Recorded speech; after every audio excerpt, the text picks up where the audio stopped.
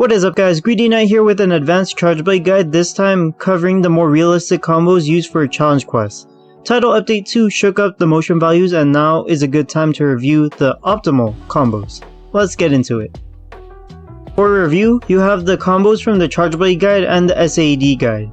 You chase red energy with load shells equipped to convert it into overcharge files. This provides both longer shield charge for less recharges throughout the hunt, and stronger files for higher damage. To gain red energy, there is the red energy combo, looping it until you have shield charge and files ready to burn before morphing to axe mode for damage. The ED2 combo is the basic 5 input attack line. The more popular variation before Title Update 2 is ED1 into ED2 into lateral slash or any vertical axe attack to reset. However, the motion values got nerfed slash readjusted. It makes it the weakest combo line on paper, but it's the fastest combo to use in a pinch. Since most of the damage is coming from ticks and chops, you don't need files to use this combo, unlike the AED and SAD combos. These combos are the baseline foundation for Charge Blade that remain unchanged. However, as proven by the challenge quests, the monsters don't let you use any long combos before decking you in the face, and because of the time limit, you want to use the most efficient and highest damaging combo lines to get that A rank. These abridged combos are just more tools to add to your toolkit to respond to topples and when the monster triggers your counters.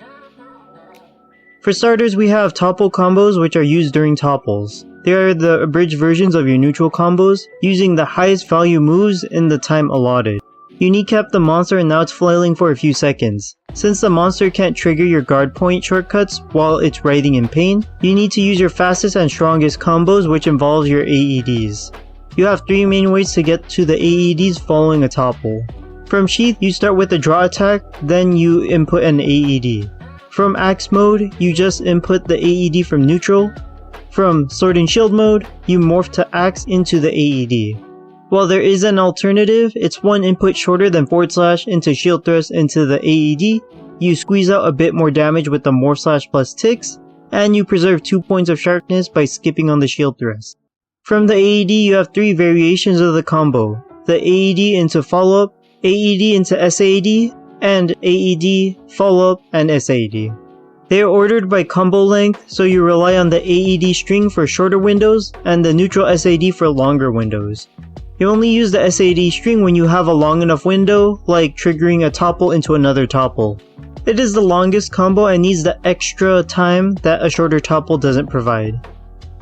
Perfect guard points were a notable change that many wrote off as purely quality of life, but the practical use of the input is that you can perfect guard mid-combo.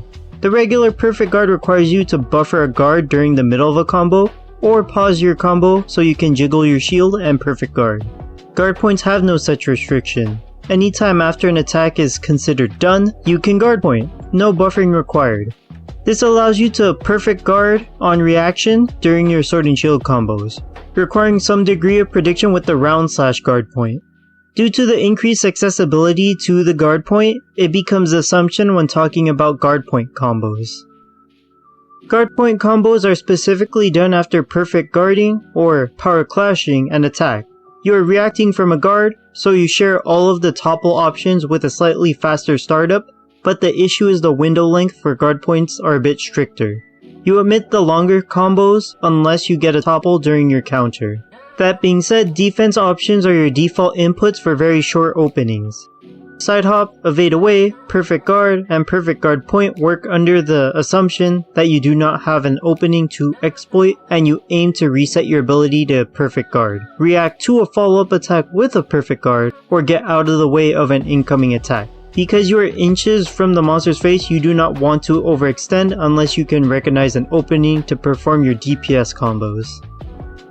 For short openings, the first offensive combo is Savage Axe into Double Rend into Guard Point. You get in a quick Buzzsaw Chop, then retreat behind your shield. You want to maximize the damage in a small window, while reverting the Sword and Shield to intercept the next attack. An added bonus is that you activate / reset your Savage Axe. Similar to Red Energy combo, this line exists to maintain your resources while taking advantage of your guarding options. It can most commonly be used on roars because it fits within that start of the hunt window. Most monsters like to follow up after a roar as well. For medium openings, you have similar options as your topple combos. SAED, AED into follow-up, and the cancelled AED into the SAED. You can pop a guard point SAED due to its high damage and lower commitment than the neutral SAED and the AED combo string. If you have a longer window, you can upgrade the guard point SAED into a neutral SAED by performing the AED cancel. You hold back relative to your character and mash triangle during the windup, just like in the good old days.